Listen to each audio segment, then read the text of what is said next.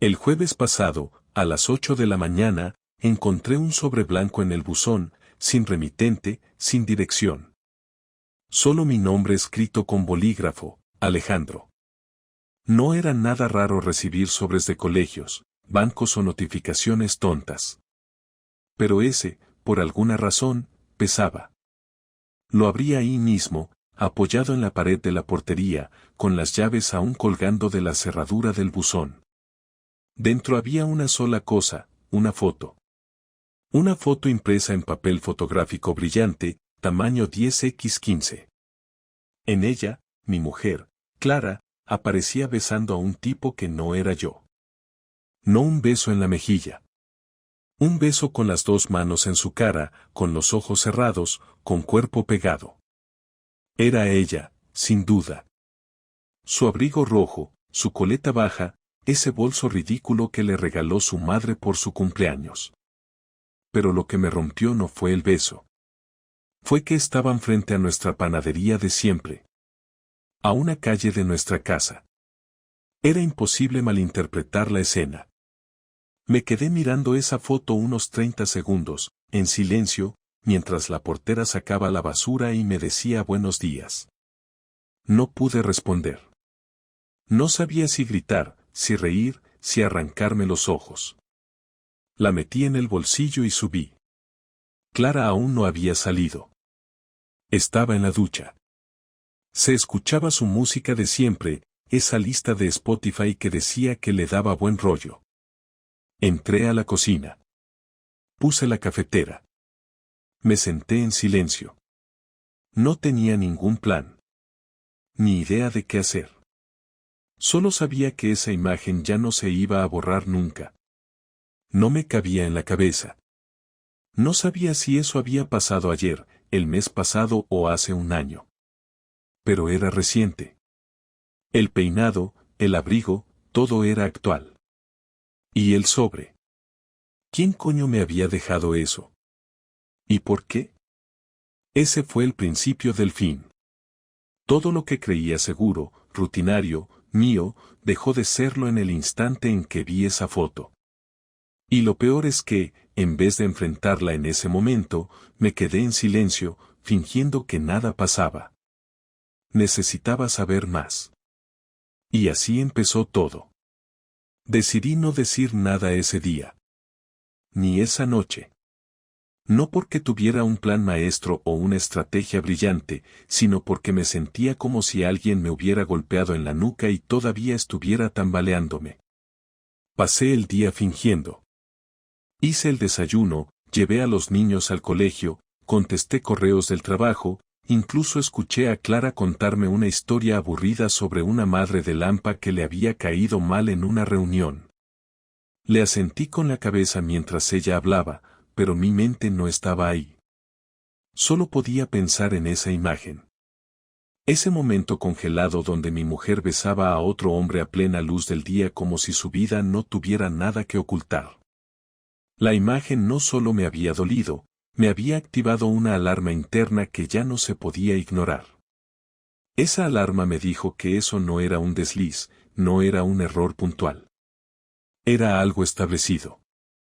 Algo que llevaba tiempo ocurriendo.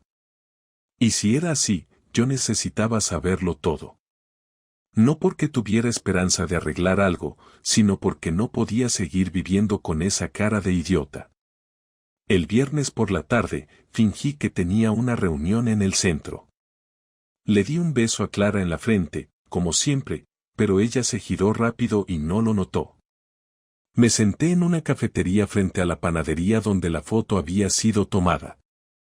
Pedí un café y me quedé ahí, mirando por la ventana, sintiéndome un poco ridículo. ¿Qué esperaba? ¿Verla repetir la escena como si esto fuera un teatro y todos los días se repitiera la misma obra? Pero no fue ridículo por mucho tiempo. A las 18:27, Clara apareció caminando por la acera. Llevaba el mismo abrigo rojo, ese que solo usa cuando no va al colegio. Hablaba por teléfono y sonreía. Caminaba despacio, como quien no tiene prisa por llegar a ningún sitio. A las 18:29, se detuvo. Frente a ella, un hombre de unos 40 años, barba corta, bien vestido. No lo conocía. No era nadie del colegio, no era ningún amigo común, no era del barrio. Se saludaron sin beso. Conversaron de pie por unos segundos. Luego ella lo agarró del brazo y caminaron juntos hacia una calle lateral, fuera de mi vista. No reaccioné. Me quedé ahí, mirando el punto exacto donde habían desaparecido, y tardé un buen rato en moverme. Cuando lo hice, no lo seguí. Volví a casa. Hice la cena, hablé con los niños, le pregunté a Clara qué tal su tarde. Normal, estaba con Laura, tomando algo en la pícara. Yo asentí y sonreí. Mentí como nunca antes lo había hecho en mi vida. Pero ahora ya no necesitaba pruebas. Solo necesitaba tiempo. El sábado hice lo impensable. Fui a ver a Laura. Fingí que tenía que dejarle unas entradas para una obra de teatro. Ella se sorprendió al verme, pero me invitó a pasar. Tenía cara de que algo no iba bien. Me ofreció un café y se sentó frente a mí con una incomodidad que se notaba. Le pregunté por la quedada del viernes. Se tensó. Me dijo que no había podido ir. ¿No viste a Clara? Iba a verte, ¿no? Su respuesta fue torpe, dudosa. Sí, pero al final no quedamos, la dejé plantada sin querer, tuve una urgencia con mi madre. Inventó sobre la marcha. La noté insegura. Me levanté sin más. Le di las gracias y me fui. No hacía falta más. Esa noche no dormí. No por rabia, no por tristeza. Era otra cosa. Algo más físico. Un peso en el pecho. Como si mi cuerpo no supiera cómo reaccionar al hecho de que todo lo que había construido con Clara tenía grietas por todos lados y yo era el único que no las había visto. Esa sensación de estar fuera de lugar en tu propia vida. Como si el papel que estaba interpretando no fuera el mío, sino uno que alguien me había obligado a tomar sin que yo lo supiera. No sabía si estaba más dolido por el engaño o por haber sido tan ciego. Lo único que tenía claro era que necesitaba más. El domingo por la mañana, me desperté antes que todos.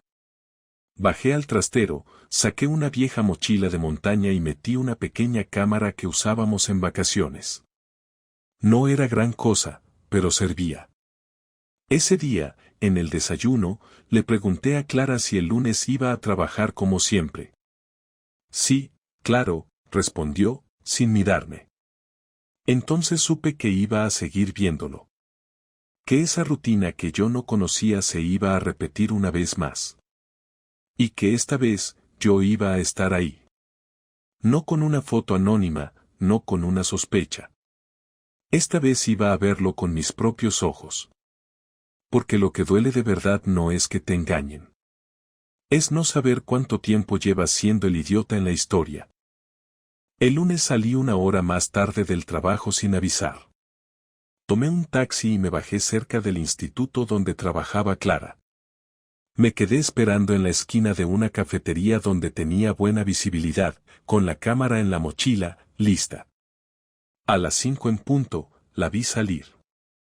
Caminaba con ese andar lento que solo tiene cuando no tiene prisa por volver a casa. Estaba sola al principio. Se detuvo frente a un escaparate y revisó su móvil. 2 minutos después, apareció él. El mismo tipo de la vez anterior. Esta vez llevaba una mochila colgada al hombro y gafas de sol. Se saludaron rápido, sin contacto físico, pero la forma en la que se miraban bastaba. Caminaban juntos, despacio, como si el mundo no importara. Yo los seguí. No muy cerca. Lo justo para no perderlos. Giraron en una esquina y entraron en un portal. No tuve que acercarme más. Ya sabía todo lo que necesitaba saber. Esperé 20 minutos fuera del portal, por si acaso. Tomé algunas fotos del edificio, de la puerta, de ellos entrando juntos. Luego me fui. Llegué a casa antes que ella. Me duché, preparé la cena para los niños y puse música suave como si todo fuera normal. Cuando entró, traía esa cara de quien ha tenido una tarde placentera. Me besó en la mejilla como siempre. Le pregunté qué tal el día. Me respondió con una sonrisa, mucho lío, no paré en todo el día. La miré en silencio. Fue en ese momento que decidí que esa misma noche íbamos a hablar. No podía seguir soportando la mentira en la cara. Esperé a que los niños se acostaran. Cerré la puerta de su habitación, bajé las luces del salón y me senté frente a ella. Clara ya intuía que algo pasaba. Lo noté en su postura. Se sentó en el sofá como si estuviera lista para una pelea, pero aún sin saber de qué se trataba. No hablé de inmediato. Tomé mi mochila, saqué la cámara y se la puse delante. Ella no dijo nada. La encendí y mostré una de las fotos. La imagen de ella entrando al portal con él. La pantalla iluminaba su cara. No desvió la mirada, pero tampoco habló. Apagué la cámara y dije lo que llevaba días guardándome. No me mientas.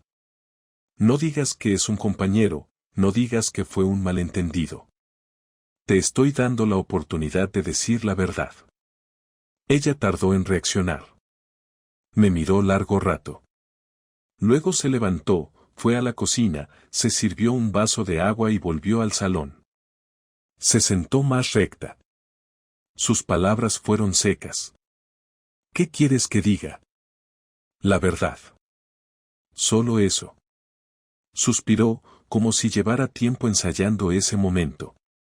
Luego habló, sin tartamudear, sin detenerse. Lo conocí en un curso hace unos meses. Fue casualidad. Empezamos a hablar, coincidimos en varias sesiones, y conectamos. Me hizo sentir cosas que no sentía hace mucho.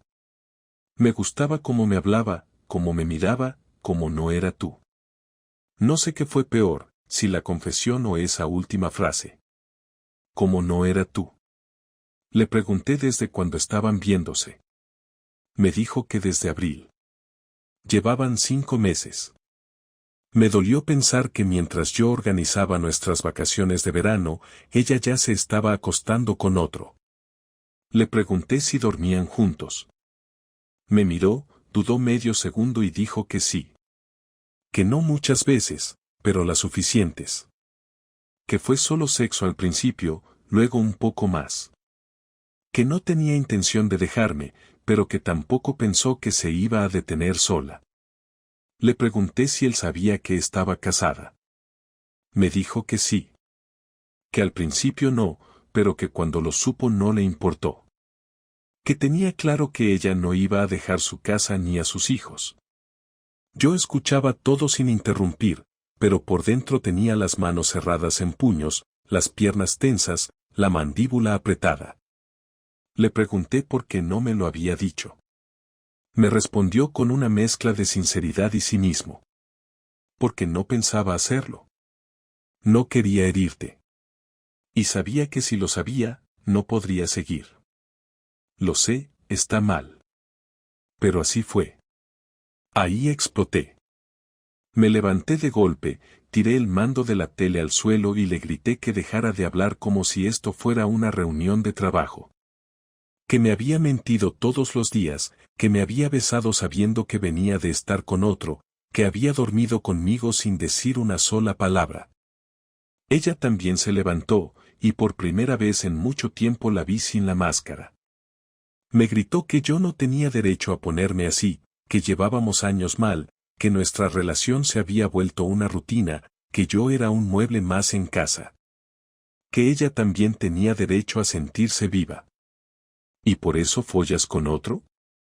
Sí. Porque me sentía muerta contigo. El silencio después de eso fue peor que los gritos. Me quedé mirándola. Ya no era la mujer que conocí. O tal vez sí lo era y yo nunca la vi bien. Le dije que se fuera. Que durmiera donde quisiera. que no quería verla esa noche. Salió sin decir nada más. Solo cogió su abrigo y sus llaves. Cuando cerró la puerta, me senté en el sofá, con la cámara en la mano, y me quedé mirando la pantalla vacía. No lloré. No grité. Solo sentí que ya nada de lo que viniera después iba a ser igual. Al día siguiente no fui a trabajar. Apagué el móvil, desconecté el correo y me encerré en casa. No era tristeza, tampoco rabia pura. Era más una especie de precisión quirúrgica, una necesidad de actuar, de hacer algo que no fuera solo quedarme mirando al techo esperando que Clara regresara con cara de culpa o con alguna nueva excusa. No iba a pedirle explicaciones ni a darle otra oportunidad. Lo que necesitaba era control, recuperar el dominio de una situación que me había quitado toda dignidad sin siquiera levantar la voz. Me preparé un café, abrí el portátil y empecé a escribir. No era una carta, no era una reflexión personal. Era una lista. Personas que iban a saber lo que había hecho Clara. Lugares donde esa información iba a llegar. Y cosas que iba a cambiar sin previo aviso. Empecé por lo básico. Entré a la cuenta bancaria conjunta y transferí la mitad exacta de nuestros ahorros a una nueva cuenta solo a mi nombre. No era una fortuna, pero no iba a dejarle acceso libre a un dinero que habíamos construido entre los dos mientras ella se divertía a escondidas. Cancelé todas las tarjetas secundarias, cambié la contraseña de la cuenta del seguro del coche y bloqueé la tarjeta del supermercado que compartíamos. Luego busqué su portátil en el escritorio, encendí su sesión de correo, y empecé a leer. Ahí encontré todo, reservas de hotel, correos reenviados desde su móvil, incluso uno donde ella le mandaba a ese tipo una foto de nuestro perro diciendo que se lo llevaría cuando vivieran juntos. Imprimí los correos, uno por uno, sin borrar nada. También hice capturas y las guardé en una carpeta con copia en un USB. No tenía pensado usarlas aún, pero tenerlas me hacía sentir menos impotente. Por la tarde, salí de casa y fui a la dirección del trabajo de ese hombre. Clara había mencionado en una ocasión que él trabajaba en una agencia de diseño cerca del centro. Llegué al edificio, entré al vestíbulo como si fuera un cliente más, y pregunté por él. Me dijeron que no estaba disponible. Dejé un sobre cerrado con su nombre, sin remitente. Dentro puse una copia de una de las fotos que yo mismo les tomé, junto con una nota breve: si te interesa Clara, deberías saber que está casada y que tiene 2 hijos. Tú decides si eso te importa. Salí sin esperar respuesta. Volví a casa y llamé a su hermana, Lorena. Siempre habíamos tenido buena relación, incluso mejor que Clara con sus propios padres. Le pedí que viniera, que necesitaba hablar. Llegó en media hora. Le mostré las fotos, los correos, y se quedó en silencio varios minutos. No se lo esperaba.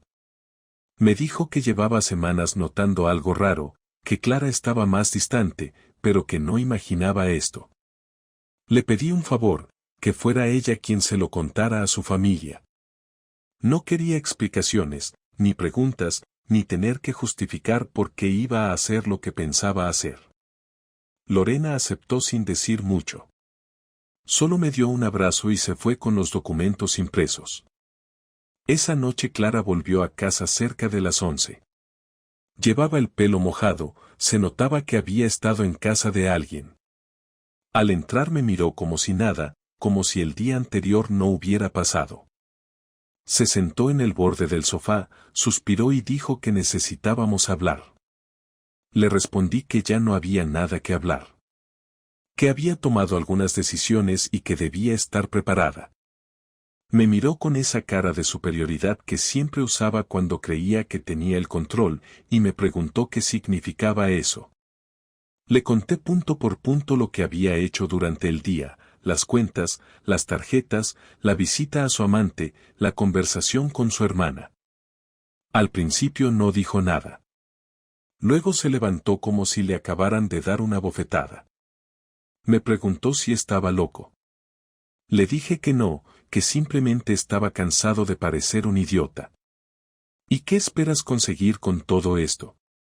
¿Arruinarme? No. Solo que asumas lo que hiciste. Yo ya asumí lo mío. Esto es vengativo, Alejandro. Muy bajo. ¿Más bajo que follarte a otro mientras dormías en mi cama? No respondió. Se fue al dormitorio y cerró la puerta con fuerza. Yo dormí en el sofá. No por decisión propia, sino porque no quería estar en la misma habitación que ella. La casa se volvió un espacio frío al instante. Ya no era nuestro hogar, solo un lugar donde coexistíamos dos desconocidos. Al día siguiente empezó a llamar gente.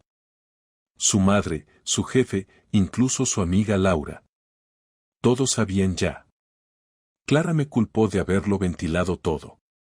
Me gritó que estaba arruinando su vida. Le dije que yo solo había mostrado la verdad, que lo demás lo había hecho ella. No me arrepiento. No me sentí mejor, tampoco más fuerte. Solo más despierto. Por fin estaba respondiendo en vez de quedarme mirando cómo se caía todo a mi alrededor. Lo que hiciera ella a partir de ahora no me importaba. Yo ya no iba a callarme. Ella eligió romper todo. Yo solo le estoy mostrando los trozos. Los días siguientes fueron silenciosos, tensos y predecibles. Clara evitaba estar en casa todo el tiempo posible. Decía que iba a trabajar, que tenía reuniones, que necesitaba espacio, pero yo sabía perfectamente que se estaba quedando en casa de alguna amiga, quizás de Laura, o tal vez en el piso de ese tipo, si es que él todavía la aceptaba después del sobre que le dejé. Yo no preguntaba, tampoco me interesaba. Mi objetivo ya no era saber, sino decidir qué iba a hacer con lo que sabía. En casa, yo seguía funcionando por inercia, me levantaba, preparaba el desayuno para los niños, los llevaba al colegio, respondía correos del trabajo, cocinaba algo simple para cenar y me iba a dormir. No hablaba con nadie de lo que había pasado, no buscaba consuelo ni consejo. Lo único que me quedaba por hacer era cerrar esto como corresponde. No con un escándalo, no con insultos, sino con una conversación definitiva, sin adornos, sin rodeos. Clara tenía que oír, por última vez, todo lo que pensaba de ella. No para que cambiara de opinión, sino para que no tuviera dudas de lo que había perdido. El viernes por la noche volvió a casa. No llamó antes ni avisó. Entró con su maleta, la dejó al lado de la puerta y se fue directa al salón. Yo estaba en el sofá, viendo una serie que no me interesaba. Nos miramos sin decir nada durante varios segundos. Ella fue la que habló primero. No puedo seguir así. Esto no tiene sentido. No le respondí. Apagué la tele, tomé el control y lo dejé sobre la mesa. Luego me giré hacia ella y le dije que se sentara, que era hora de hablar. Dudó un momento, como si pensara que todavía tenía algo que negociar, pero luego se sentó en la otra punta del sofá. La distancia entre los dos era exacta a la que había entre nuestras vidas. No quiero que esto se alargue más, dije, mirándola directamente. No hay marcha atrás. Quiero que sepas que el lunes voy a presentar la solicitud de divorcio. Ya hablé con un abogado. Está todo listo. Ella desvió la mirada, pero no dijo nada. Le pregunté si pensaba pelear por la custodia, si quería discutir sobre la casa o sobre los bienes. Me dijo que no, que aceptaría lo que fuera razonable. Le respondí que no iba a hacerle la vida imposible. Que lo único que me interesaba era que los niños sufrieran lo menos posible.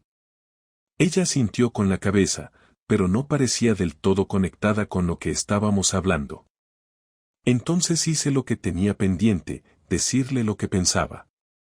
No insultarla, no humillarla, sino dejar claro el daño que había causado, con palabras frías y ordenadas, como se hace con una factura que se cobra después de mucho tiempo. Quiero que entiendas que no me rompiste por acostarte con otro. Lo que me destruyó fue cómo lo hiciste. Me mirabas a la cara todos los días sabiendo lo que escondías.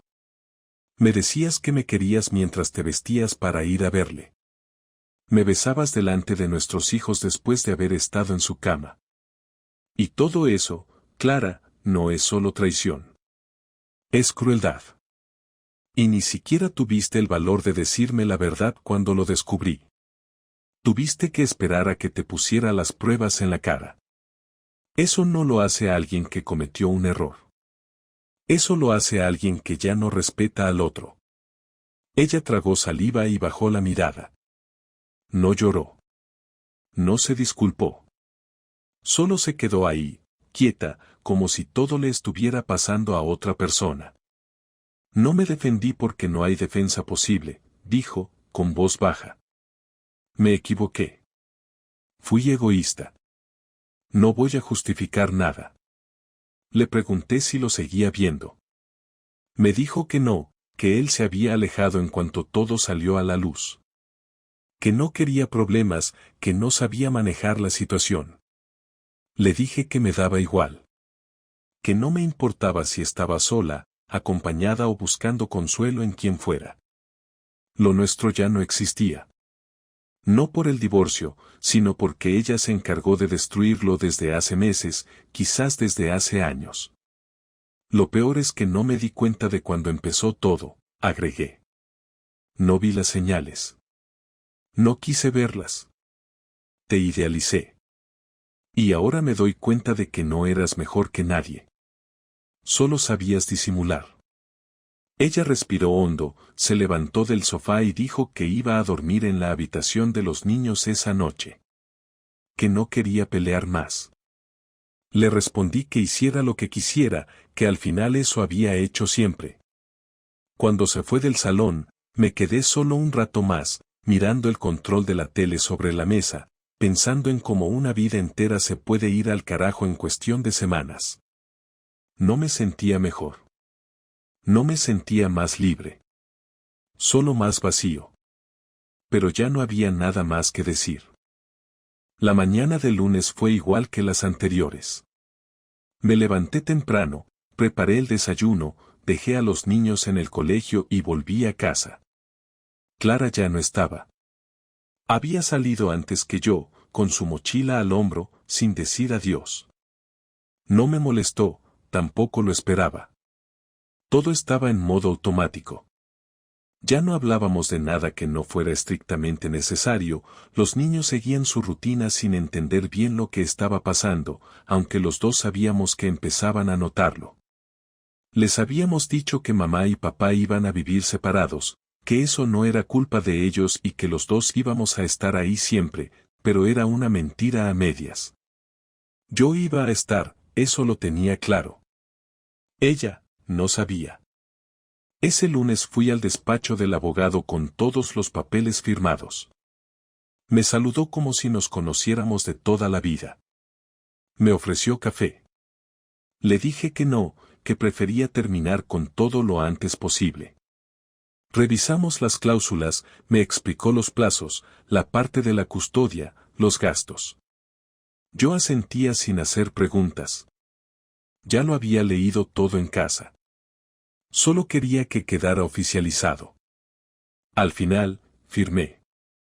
Cuando terminé, me quedé un segundo en silencio, con el bolígrafo en la mano, mirando el documento. No sentí alivio. Tampoco tristeza. Solo una especie de certeza. Ya está. Ya no hay vuelta atrás. Al salir del despacho caminé hasta el coche y me quedé sentado unos minutos, sin encender el motor. Empecé a repasar mentalmente lo que había sido este mes. En 30 días se había desmoronado una relación de 14 años. Y lo peor es que no fue por una pelea, ni por un accidente, ni por un malentendido. Fue por elección. Clara eligió hacer lo que hizo. Eligió mentirme, ocultarme cosas, sonreírme mientras se acostaba con otro. Eso no se supera rápido, ni fácil, ni con terapia. No es algo que se arregle, es algo que se arrastra hasta que deja de doler tanto. Esa noche, después de acostar a los niños, ella volvió a casa. Entró sin hacer ruido, fue directa al dormitorio, se cambió de ropa y bajó a la cocina. Me encontró en el comedor, revisando unos papeles del trabajo. Me preguntó si podíamos hablar. Asentí con la cabeza. Se sentó frente a mí, con la cara de alguien que ya no tiene argumentos ni ganas de convencer a nadie. ¿Firmaste, no? Sí, hoy por la mañana. Bien, respondió. Yo también lo haré esta semana. No había rencor en su tono, tampoco tristeza. Era como si los dos hubiéramos agotado todo lo que teníamos que sentir. Me preguntó si había pensado dónde iba a vivir. Le dije que sí, que me quedaba en la casa, que ya habíamos acordado que ella se mudaría a un piso cercano, que había encontrado uno en el mismo barrio, a 5 calles. Dijo que lo sabía, que ya tenía las llaves y que empezaría a llevar cosas esta semana. Le pregunté si necesitaba ayuda. Me dijo que no. Que prefería hacerlo sola. ¿Y tú cómo estás? Preguntó, como si le importara. Estoy. Eso es suficiente por ahora. Lo sé. No espero que me perdones. Solo quiero que sepas que no lo hice para herirte. No me interesa por qué lo hiciste. Ya lo hiciste. El daño no cambia por la intención. Se hizo un silencio largo. Luego me preguntó si podía venir a ver a los niños durante la semana. Le dije que por supuesto, que no iba a poner obstáculos, que podía verlos cuando quisiera. Que los niños no tenían la culpa de nada. Asintió. Luego se levantó, fue hacia la puerta, se detuvo un momento y me miró. A pesar de todo, no me arrepiento de haber formado una familia contigo. Yo sí. Me arrepiento de no haberme dado cuenta antes de con quién estaba casado. No respondió. Cerró la puerta con cuidado. Escuché sus pasos alejándose por el pasillo. Cuando se hizo silencio, me quedé solo, otra vez, pero esta vez no era lo mismo. Esta vez no había más conversaciones pendientes, no había más explicaciones por pedir ni promesas rotas por descubrir.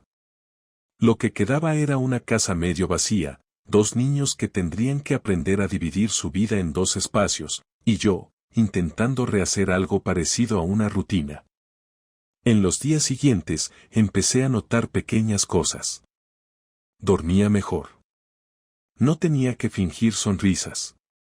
No tenía que preocuparme por en qué estaba Clara, ni revisar si mentía o no. La casa tenía otro ritmo. Más callado, pero más limpio. Me sorprendí escuchando música mientras cocinaba, algo que no hacía desde hace años. Empecé a salir a correr por las mañanas. No para pensar ni para olvidar, simplemente porque podía. Porque ahora nadie me estaba robando el tiempo con mentiras. La última vez que hablé con Clara fue por teléfono. Me llamó para decirme que los niños se habían adaptado bien a su piso, que estaban tranquilos. Me lo dijo con voz neutra. Le agradecí que lo cuidara. No hablamos más. No lo necesitábamos. El daño ya estaba hecho. Y seguir revolviéndolo no iba a hacer que doliera menos.